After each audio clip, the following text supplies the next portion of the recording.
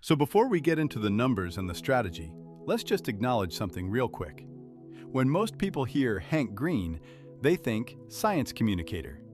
They think enthusiastic guy explaining things on YouTube. Maybe they think of his brother John, the author. They think Vlogbrothers. What they almost never think about is that Hank Green is, quietly, one of the most sophisticated media entrepreneurs of the last 2 decades. And I mean that seriously, not in a hype way, in a "this guy made decisions that most media executives with MBAs would have gotten wrong" kind of way. So let's start with the foundation, because you can't understand how Hank makes money without understanding how he thinks about money, and more importantly, how he thinks about ownership. Here's the thing about most YouTube creators. When they blow up, one of 2 things happens. Either they take brand deals and sponsor everything under the sun until their audience stops trusting them, or they get approached by some media company, take a check, and slowly lose creative control. That's the playbook.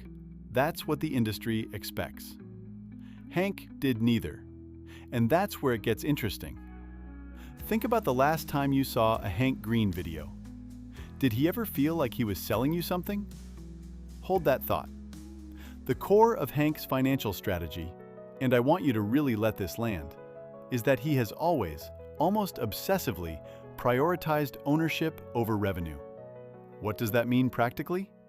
It means that instead of licensing his content to platforms, instead of taking network deals, instead of letting someone else put his shows on their platform for a big upfront check, Hank built Complexly, his production company.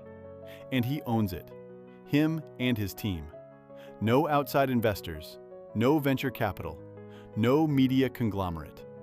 Complexly produces channels like SciShow, Crash Course, Eons, and a bunch of others. And here's where it gets financially clever. Those channels collectively have somewhere around 30 to 35 million subscribers across all properties. That's not one channel, that's a portfolio. And owning a portfolio of channels is a completely different financial animal than owning one channel. Think of it like real estate. One house is a home. 12 houses is a business. When one channel has a slow month, the others carry it. When YouTube changes its algorithm, which it does, constantly, you're not wiped out. You're diversified. Most creators don't think this way. They think about their channel. Hank thought about channels, plural, from very early on. So why don't more creators do this? Why isn't everyone building channel portfolios? Well, there's a reason, and it comes down to something most people get completely backwards about creative business. Here's something that gets almost zero coverage in the creator economy space, and honestly, it kind of blew my mind when I dug into it. A significant chunk of Complexly's revenue, and specifically Crash Course, doesn't come from ads at all. It comes from grants and philanthropic partnerships. Crash Course was originally funded by a grant from the Gates Foundation. Let that sink in. Hank Green went to one of the most well-funded philanthropic organizations in the world and said, "Hey, we make educational content. You care about education. Let's work together." And it worked. That initial funding gave Crash Course the runway to build an audience without being dependent on ad revenue from day one. After that, they've worked with partnerships through the Complexly model, where educational nonprofits, foundations, and even platforms like Nebula contribute to content creation.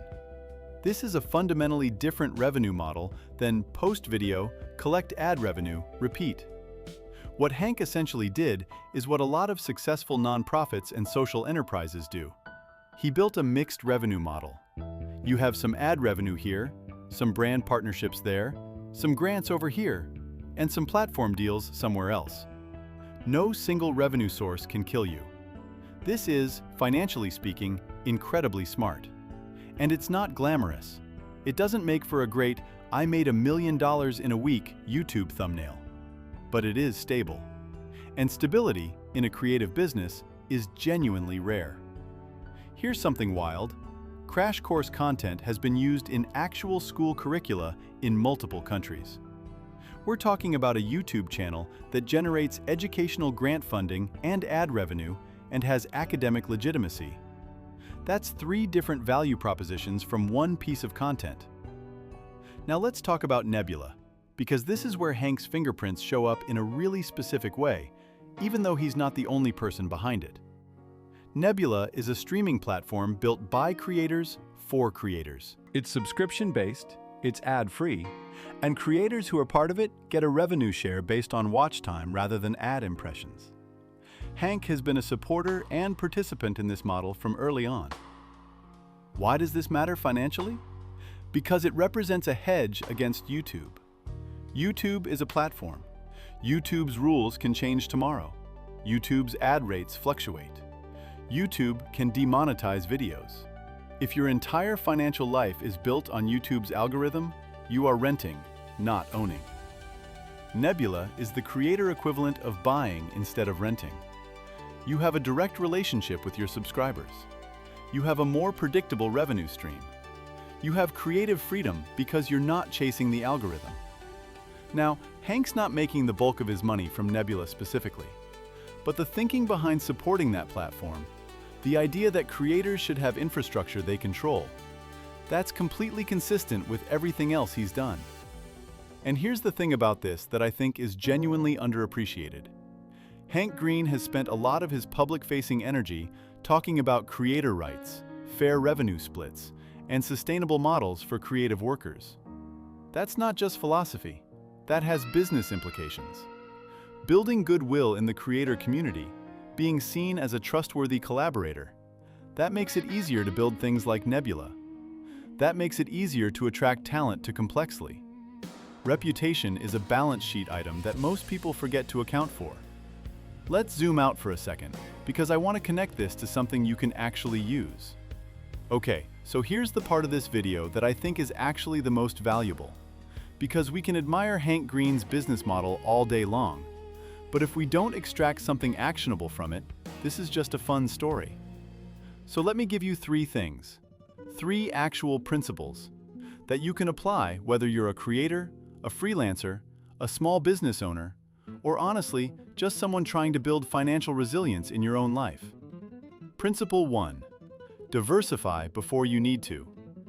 Hank wasn't building multiple channels because his first channel was failing. He built multiple channels when things were going well. That's the counterintuitive move. Most people diversify income after a crisis forces them to. Smart financial thinking means diversifying before the crisis, when you have the bandwidth and resources to do it thoughtfully.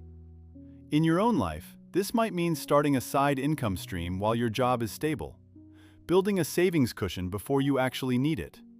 It's boring advice, but the Hank Green model is proof that boring, consistent diversification beats flashy single bets almost every time. Principle 2. Ownership beats revenue, almost always. If someone offers you a bigger check in exchange for ownership or control, do the math very carefully before you take it. Revenue can disappear. Ownership compounds. Hank Green turned down what I'm sure were significant acquisition offers over the years because he understood that the asset, the audience, the brand, the library of content, appreciates. Cash doesn't. In practical terms, if you're freelancing, think about creating your own products instead of just billing hours. If you're employed, think about equity. If you're building anything, ask yourself who owns the upside. Principle 3. Mission alignment is a moat. This one's a little less obvious. Hank makes educational content because he genuinely cares about science communication and learning.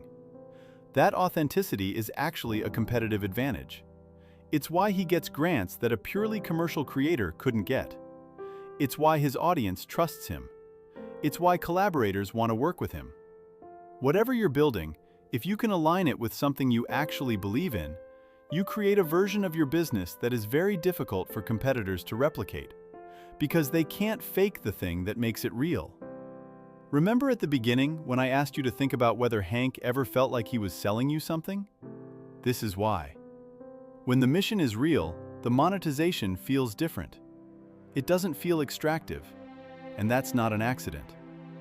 There's one more thing I want to say about Hank Green's financial story, and it's a little more philosophical, but I think it matters. He built something that is genuinely hard to kill. Like, think about what would have to happen to wipe out what he's created. YouTube would have to collapse. Educational grants would have to disappear. Multiple streaming platforms would have to fail.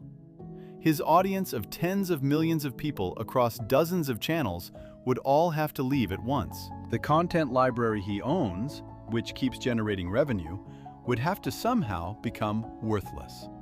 None of those things are impossible, but together, you'd need a lot to go wrong simultaneously.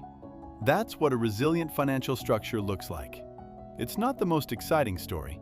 It doesn't have a from 0 to 10 million in 90 days moment, but it's real and it lasts. And honestly, in a creator economy where people burn bright and burn out constantly, where channels get acquired and gutted, where one algorithm change can destroy someone's livelihood overnight, building something that lasts might be the most radical financial strategy of all. Hank Green didn't build a rocket ship. He built a really, really solid house. And 20 years in, while other people are still rebuilding after the last storm, his house is still standing and he's quietly adding more rooms. So what's the actual takeaway here? The Hank Green financial playbook is own your stuff, diversify early, align your business with a mission that's bigger than money, and build infrastructure instead of just chasing revenue. It's not complicated, but it requires patience, and it requires saying no to a lot of shiny, short-term opportunities. That's the hard part. Most people never do it because short-term feels more real than long-term. But the creators, the freelancers, the entrepreneurs who build real wealth, they're usually the ones who figured out how to make long-term feel real too. If this kind of breakdown is useful to you, the intersection of creative business and actual financial strategy, hit subscribe, because that's exactly what we're doing here. Not just, here's how to make money online content, but actually digging into how smart, unconventional people build things that last. There's a lot more of this coming, and honestly, some of the stories we've got lined up are even wilder than this one. Thanks for watching. I'll see you in the next one.